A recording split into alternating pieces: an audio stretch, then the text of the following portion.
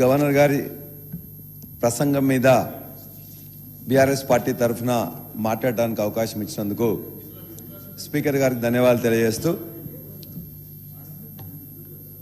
ఒకటి గవర్నర్ ప్రసంగం గతంలో 3 సార్లు ప్రవేశపెట్టినది, ఇది 4వసారి. 3 సార్లు ప్రవేశపెట్టినప్పుడు కూడా కనీసం కాంగ్రెస్ పార్టీ అధికారంలోకి రావడానికి కావాల్సిన మేనిఫెస్టో ఆధారంగా గ్యారంటీలు, హామీలు మొత్తం కూడా ఆ మేనిఫెస్టోలో ఈ యొక్క గవర్నర్ ప్రసంగంలో పెట్టేవాళ్ళు. ఈసారి ఆ గవర్నర్ ప్రసంగంలో ఆ గ్యారంటీల విషయమే మర్చిపోయారు అధ్యక్ష. గ్యారంటీలు అంటే మొత్తం మీరు చేసినని చెప్పేసి అనుకొని మర్చిపోయినరా, లేకపోతే కావాలని చెప్పి పెట్టలేదా అని చెప్పేసి మాకు అర్థం కాలేదు అధ్యక్ష. అందులో ముందుగా మాట్లాడుతూ సుపరిపాలన, మొదటిసారి ప్రజావాణి, రెండోసారి ప్రజావాణి, ప్రజా పరిపాలన, మళ్ళీ ఇప్పుడు 99 రోజుల పాలన అని చెప్పి పెట్టాను.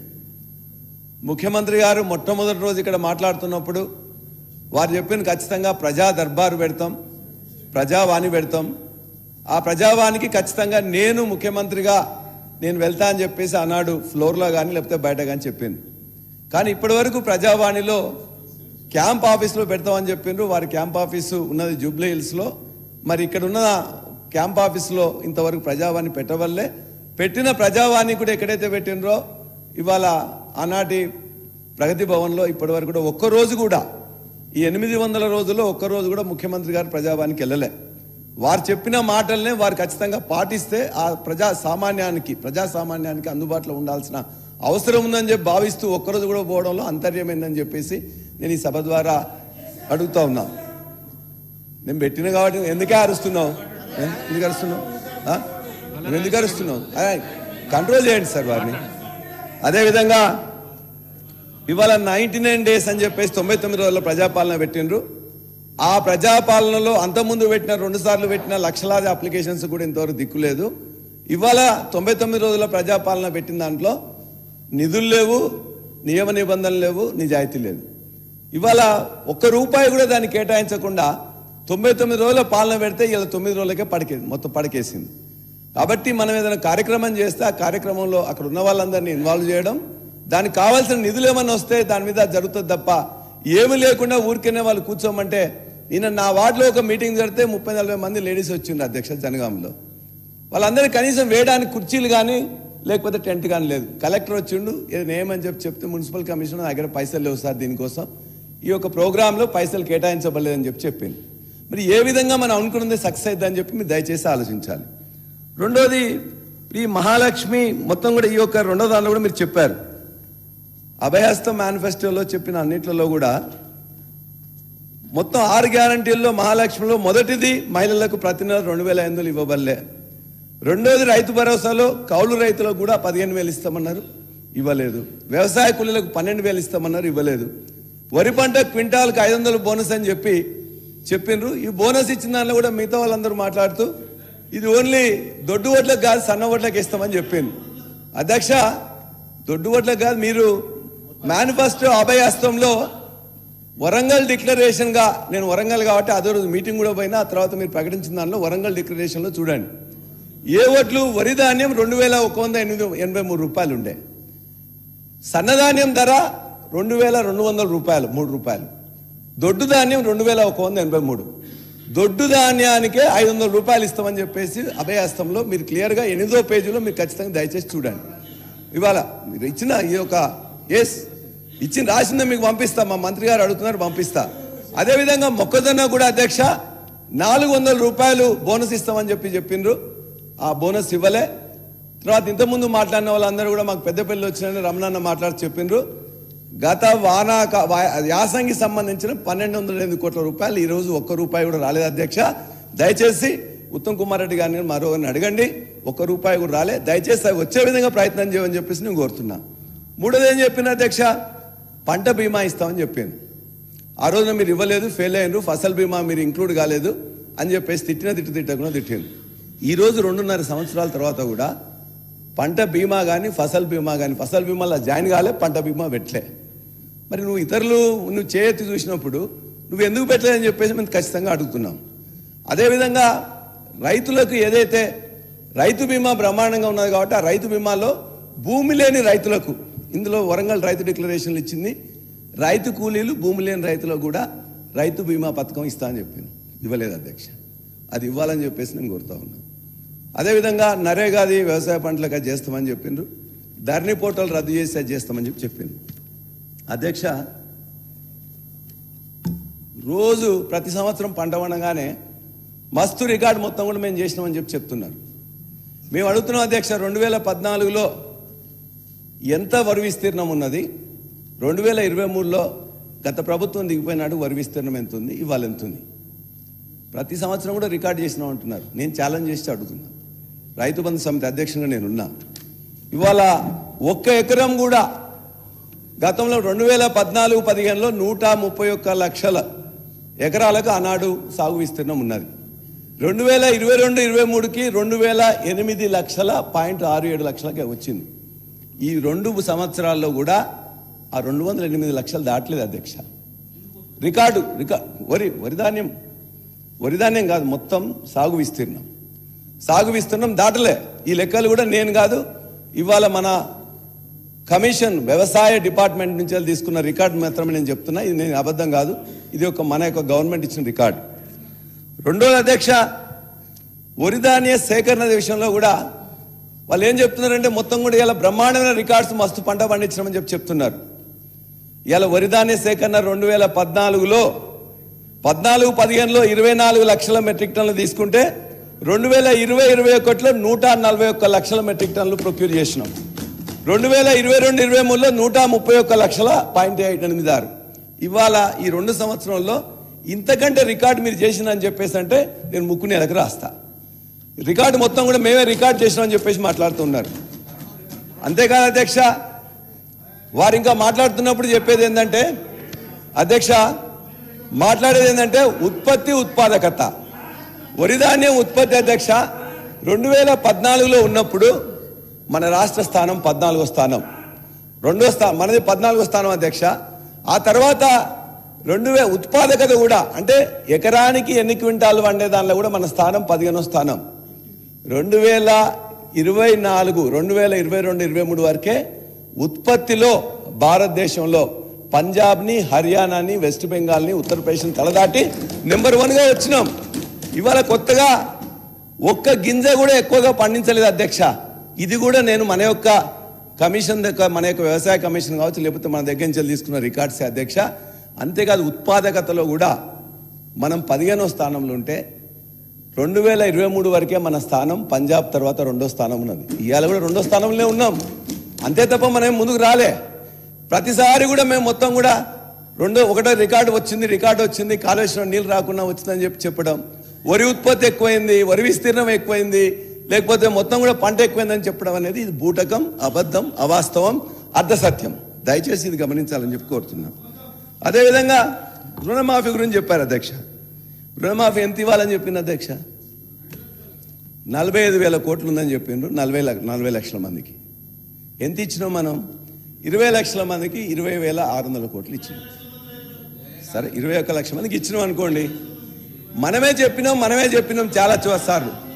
ఈ 45,000 కోట్లది ఏ విధంగా 20,000 కోట్ల తగ్గించింది? ఆ 20,000 కోట్లు కూడా ఎక్కడిచ్చినాం అధ్యక్ష? వానాకాలం 2024కి ఇవ్వాల్సిన 8,500 కోట్లు ఇవ్వలే. ఆ తర్వాత యాసంగి సంబంధించింది కూడా ఇవ్వలే. ఆ తర్వాత ఇప్పుడు కూడా ఇవ్వలే.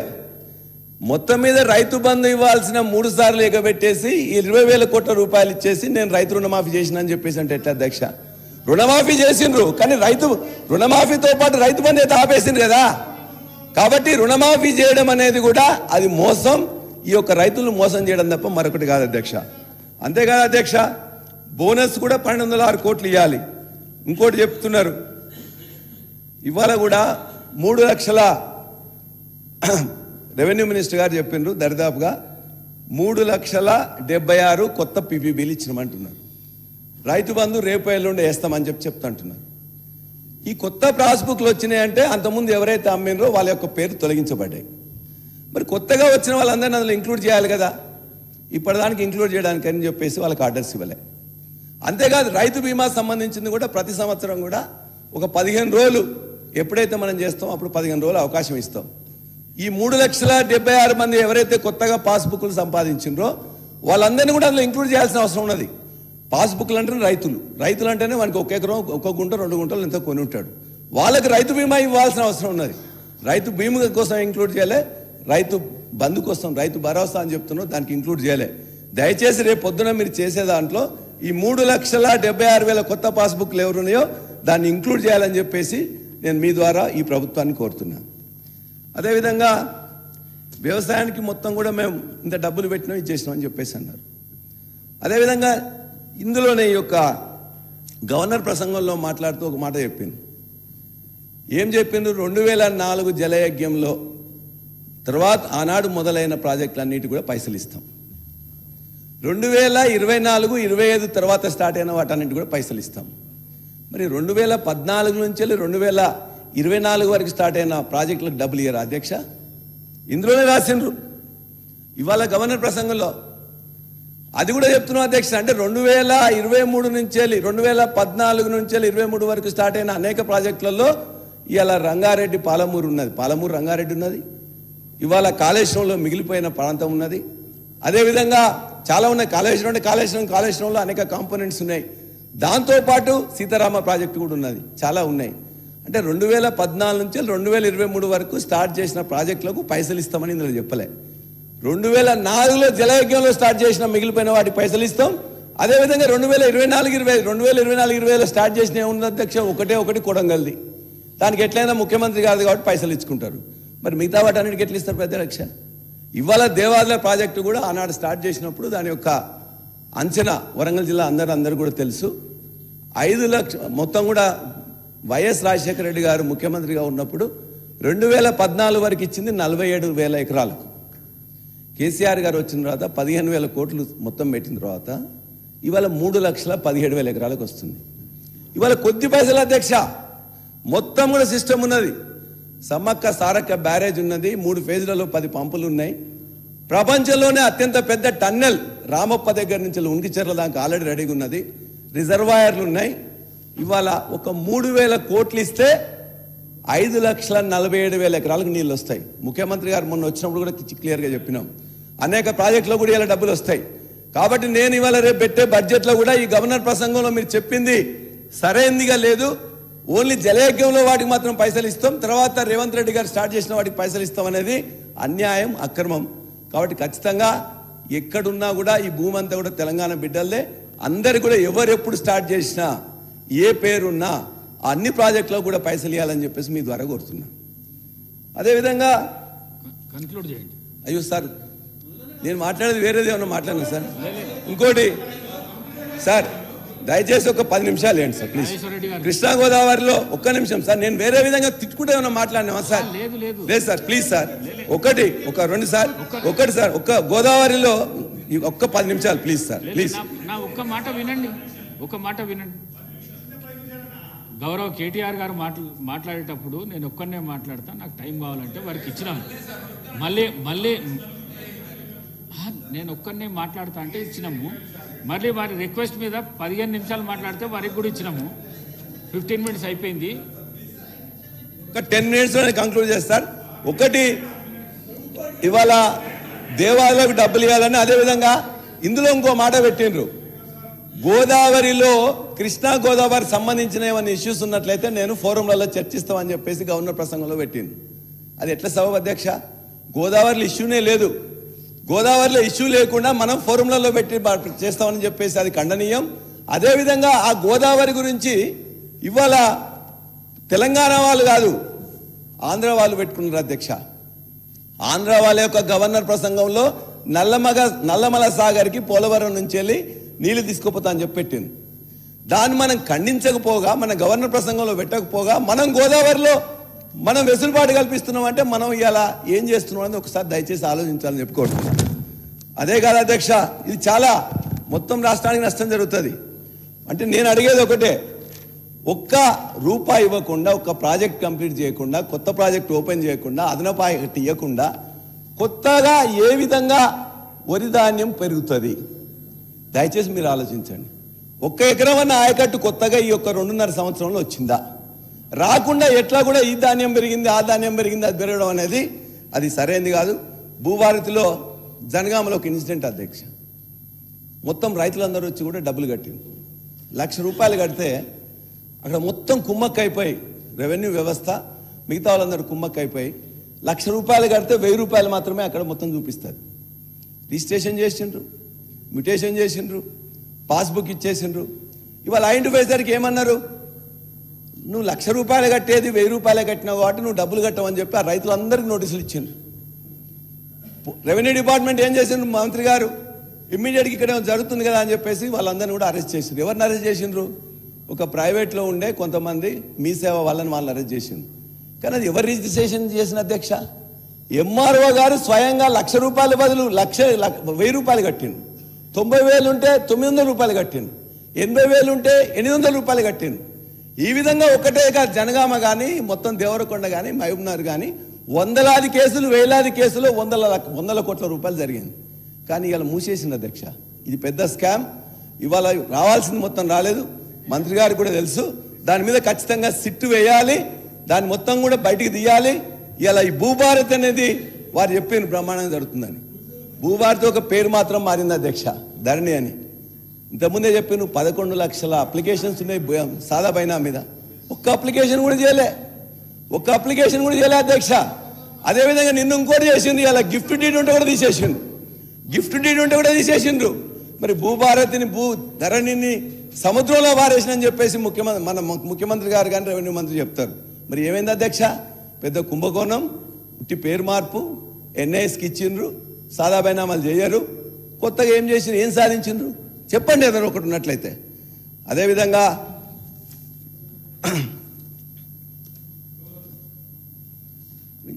యూరియా గురించి కూడా ఇవాళ యాప్లు పెట్టిండ్రు. ఇవాళ చాలా ఇబ్బంది జరుగుతున్నది. వచ్చిన 5-10 నిమిషాల్లోనే అయిపోతున్నది. కాబట్టి దాన్ని మళ్ళీ మీరు ఆలోచించి వేరే విధంగా చేయాలని నా కోరిక. అదేవిధంగా హౌసింగ్ మినిస్టర్ గారు వారు చెప్పారు, ఇందులోనే మీరు రాసిండ్రు 20 లక్షల ఇల్లు కట్టిన తర్వాతనే చేస్తామని. 2.5 సంవత్సరాలు అయిపోయింది. గవర్నర్ ప్రసంగంలో మీరు ఏం పెట్టిండ్రు, 4.5 లక్షలు ఇప్పటిదాకా ఇస్తున్నానికి ప్లాన్ చేసినాం. ఎంత ఇచ్చిండ్రు, 3,24,000 శాంక్షన్ చేసిండ్రు. ఎన్ని స్టార్ట్ అయినాయి, 2,67,000 స్టార్ట్ అయినాయి. ఎంత అలొకేట్ చేసిండ్రు, 22,500. ఎంత ఇచ్చిండ్రు, 5,000. 20 లక్షలు ఎక్కడైతే అధ్యక్ష, 2.5 సంవత్సరాల్లో మీరు ఇచ్చిన దాంట్లో ఇవాటికి కూడా మీరు అనుకున్న దానిలో టార్గెట్లో కూడా 10% కూడా కాలే. మరి మిగతా 90% వచ్చే 2 సంవత్సరాలు అయిపోద్ది అధ్యక్ష. ఇల్లదే మేము అడుగుతున్నాం, మీరు ఇచ్చిన దాంట్లో అదిగా అధ్యక్ష. మంత్రి గారికి మేము చెప్తున్నాం, మంత్రి గారికి ఇక్కడ మంత్రి గారు ఉన్నారు కాబట్టి సార్ ఇంకో సమస్య ఇందులో L1, L2, L3 వచ్చింది అధ్యక్ష. L1, L2, 3లో ఏమవుతుందంటే వాళ్ళు అక్కడ పోయిన తర్వాత ఇల్లు లేని వాళ్ళు కిరాయికి ఉంటే కిరాయి వాళ్ళు ఒకవేళ వేరే పక్కా భవనం ఉంటే ఆ ఫోటో తీసుకొని ఇబ్బంది అవుతున్నది. మా మంత్రి గారికి రివ్యూ చెప్పినాం. ఇంతవరకు పంచాయత్ సెక్రటరీ పోతే ఏఈ ఇవ్వమంటాడు, ఏఈ దగ్గర పోతే పీడీ ఇవ్వమంటాడు, పీడీ దగ్గర పోతే కలెక్టర్ దగ్గర ఇవ్వమంటాడు, కలెక్టర్ దగ్గర పోతే పైన గౌతమ్ కుమార్ ఎండి దగ్గర ఇవ్వమంటాడు. ఆయన ఉంటాడు గవర్నమెంట్ పాలసీ అంటాడు. మంత్రి గారు కూడా దృష్టికి తీసుకొచ్చినాం. L1 అయినా L2 అయినా L3 అయినా మీరు ఇచ్చిన లెటర్ తీసుకొని వాళ్ళు ఇల్లు కట్టుకుంటే బిల్లు వేయకుండా మొత్తం కూడా ఇదే పర్మనెంట్ ఉందని చెప్పేసి ఇప్పుడు ఆపడం కరెక్ట్ కాదు. మీరు శాంక్షన్ ఇస్తే శాంక్షన్ ఇచ్చిన వాళ్ళకి ఇవ్వండి. కాబట్టి ఈ విధంగా 20 లక్షలు టార్గెట్ పెట్టుకొని 2 లక్షలు స్టార్ట్ చేయకుండా 5,000 రూపాయలు 5,000 కోట్లు ఇవ్వకుండా మొత్తం కూడా పెద్దగా చెప్పడం అనేది సరైనది కాదు. దీన్ని ఖచ్చితంగా మీరు దయచేసి ఆలోచించాలని కోరుతున్నాం.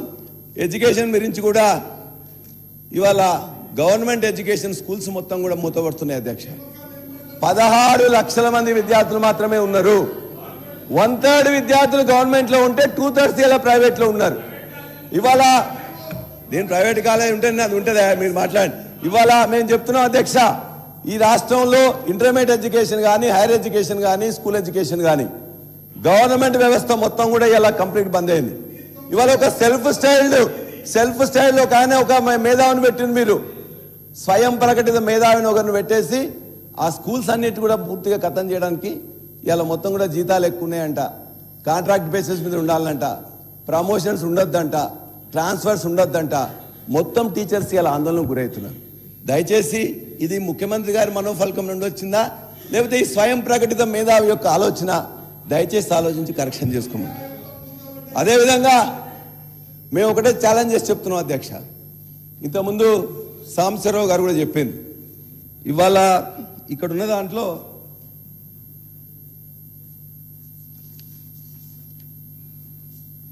74% యూనివర్సిటీలో వేకెన్సీస్ అధ్యక్ష. వారు డీటెయిల్స్గా చెప్పిండ్రు. ఉస్మానియా తీసుకుంటే ఉస్మానియా నుంచి మొత్తం కూడా 11 యూనివర్సిటీస్లో ముఖ్యమంత్రి గారు చెప్పింది నేను 500 కోట్లు ఇస్తాను, మళ్ళా తర్వాత 1000 కోట్లు ఇస్తామని చెప్పింది. నేను అడుగుతున్నా, ఇంతవరకు ఈ యూనివర్సిటీల్లో 2.5 సంవత్సరాల్లో ఏదన్నా యూనివర్సిటీలో ఒక్క పోస్టు ఫిలప్ చేసిండ్రా? ఏదన్నా ఒక్క ఇటుకన్నా పెట్టిండ్రా? ఎందుకు సార్ మాటలు చెప్పడం? ఎందుకు సార్? ఇవాళ ఎక్కడ వీసీలు ఎవరు లేరు. వీసీలు ఎందుకు? వీసీలు ఒక్కరు కాదు కదా. దయచేసి ఇవాళ ఒక్కరిని కూడా ఇగో యూనివర్సిటీల గురించి మొత్తం అన్ని యూనివర్సిటీలో 11 యూనివర్సిటీల్లో ఇవాళ ఉన్న పోస్టులు 2846లో 2059 వేకెన్సీస్, 27% ఫిల్ అయితే 73% ఇవాళ వేకెన్సీస్ ఉన్నాయి. మరి ఎక్కడ గవర్నమెంట్ విద్యను మీరంతా చేస్తామని చెప్తారు? మేమంటే ప్రైవేటే. ఇవాళ జూనియర్ కాలేజీలు, డిగ్రీ కాలేజీలు ఇవాళ మొత్తం కూడా డబ్బులు లేకుండా ఫార్మసీ కాలేజ్ కానీ ఇంజనీరింగ్ కాలేజ్ కానీ వచ్చే 2 సంవత్సరంలో మొత్తం కూడా ఇవాళ ఆల్రెడీ ప్రభుత్వంలో ఏదైతే స్కూల్ ఎడ్యుకేషన్ ఉందో మొత్తం కూడా ఖతమైపోయింది. ఇవాళ గురుకులాలు మొత్తం కూడా ఖతమైపోతున్నాయి. అదేవిధంగా యూనివర్సిటీస్ మొత్తం కూడా భ్రష్టు పట్టినాయి. ఇవాళ ఉండే మిగతా ప్రైవేట్లో ఉండే వాళ్ళందరూ కూడా ఒక శ్రీ చైతన్య నారాయణ మాత్రమే బతుకుతారు. మిగతా ఇవాళ తెలంగాణలో పెట్టిన తెలంగాణ బిడ్డలు పెట్టిన అన్ని జూనియర్ కాలేజీలు, డిగ్రీ కాలేజీలు, ఫార్మసీ కాలేజీలు, ఇంజనీరింగ్ కాలేజీలు మొత్తం కూడా 2 సంవత్సరంలో క్లోజ్ అయిపోతున్నాయి. అనేక మంది తెలంగాణ బిడ్డలు చదువుకున్న వాళ్ళు ఎంటర్ప్రెన్యూర్స్ ఉండి వ్యాపారం కోసము బతకడానికో పెట్టినవి కూడా వాళ్ళు ఇలా ఆత్మహత్యకు శరణ్యం అవుతున్నారు. దయచేసి ఫీ రియంబర్స్మెంట్ మీరు ఇవ్వదలుచుకోకపోతే నేను ఇవ్వను అని చెప్పండి. ఇవ్వకండి, ఇవ్వకుండా చేయాలని చెప్పేసి నేను కోరుతున్నా. అదేవిధంగా ఉన్న వాళ్ళకి ఇచ్చి ఇప్పటి నుండి బంద్ చేయండి. అదేవిధంగా ఉద్యోగాల గురించి చెప్పారు అధ్యక్ష. ఉద్యోగాల గురించి ఏం చెప్పింది అధ్యక్ష? 67,000 ఉద్యోగాలు ఇచ్చినామని చెప్పింది. అందులో ఒక 10,000 ఉద్యోగాలు ఇచ్చిండ్రు. మిగతా కూడా ఇంతకుముందే నోటిఫికేషన్ ఇచ్చిండ్రు. ఇంతకుముందే ఎగ్జామ్స్ అయినాయి, ఇంతకుముందే సర్టిఫికేట్ తయారైనాయి, ఇవాళ ఇచ్చిండ్రు, పర్వాలేదు. కానీ మనం ఏం చెప్పినాం అధ్యక్ష? మొదటి సంవత్సరంలోనే 2 లక్షల ఉద్యోగాలు ఇస్తాం. రెండో సంవత్సరం నుంచి ఏం చేస్తాం? జూన్లో నోటిఫికేషన్ ఇస్తాం, సెప్టెంబర్ 17 వరకు మొత్తం ఫిలప్ చేస్తామని. గత ప్రభుత్వంలో పోలీస్ నోటిఫికేషన్ ఇస్తే 2016 ఇచ్చినాం, 2018 ఇచ్చినాం, 2020 కరోనా, 2022 ఇచ్చింది. 46,500 మంది పోలీసులను తీసుకున్నారు. ఇవాళ 15 లక్షల మంది అభ్యర్థులు ఎస్ఐ కోసం, కానిస్టేబుల్ కోసం, పోలీసు ఇతరుల కోసం ఇలా అశోక్ నగర్ కానీ ఇంకో దగ్గర కానీ మొత్తం వెయిట్ చేస్తున్నారు అధ్యక్ష. ఇది వాస్తవం. అదేవిధంగా మెగా డిఎస్సీ వేస్తామని చెప్పారు. మెగా డిఎస్సీ ఎంత ఇస్తుంది అధ్యక్ష? అంతకుముందు 6,000 ఉంటే మళ్ళీ ఒక 6,000 కలిపి 11,500కి ఇచ్చారు. 50,000 వస్తాయని చెప్పి ఎదురు చూస్తారు. 6 లక్షల మంది బీఈడీ అభ్యర్థులు ఎదురు చూస్తున్నారు. వాళ్ళ కోసం నోటిఫికేషన్ ఇవ్వకుండా, నోటిఫికేషన్ ఇవ్వకపోతే ఇలా మొత్తం కూడా నష్టం జరుగుతుంది అధ్యక్ష. అదేవిధంగా చివరిగా నేను ఒకటే చెప్పదలుచుకున్నాను. నిన్న ఎడ్యుకేషన్ అట్లా ఉన్నది. ఎడ్యుకేషన్ మొత్తం కూడా ఇవాళ ముఖ్యమంత్రి గారు ఖచ్చితంగా రివ్యూ చేయాలి. స్కూల్ వ్యవస్థ పాటు, ఇంటర్మీడియట్ వ్యవస్థతో పాటు, డిగ్రీ వ్యవస్థ ప్రైవేట్ పాటు, యూనివర్సిటీ వ్యవస్థ, అన్ని వ్యవస్థలు కూడా దయచేసి సరైన పర్సన్స్తో రివ్యూ చేసి డెసిషన్ తీసుకోండి. లేకపోతే తెలంగాణ సమాజం, తెలంగాణ విద్యార్థులు, తెలంగాణ తల్లిదండ్రులు క్షమించరు. ఎవరు తప్పు చేసినా క్షమించారు. ఇవాళ ఈ ప్రభుత్వం వాళ్ళందరికీ మద్దతు ఇవ్వట్లేదు కాబట్టి ఇవాళ మేము అడిగేది, మరలా మీరు ఒకవేళ కొత్తగా ఓదలుచుకుంటే ఈ పాత పద్ధతిలో వచ్చిన వాళ్ళందరికీ ఆ ఫీ రీయింబర్స్మెంట్ అంతవరకు ఇచ్చి కొత్తది ఇవ్వకున్నా పర్వాలేదు, కానీ దాన్ని రక్షించమని చెప్పి ప్రభుత్వ వ్యవస్థ, విద్యా వ్యవస్థను రక్షించమని మిమ్మల్ని చేతులు జడించి కోరుకుంటున్నా. చివరిగా ఒకటే మాట అధ్యక్ష. ఇవాళ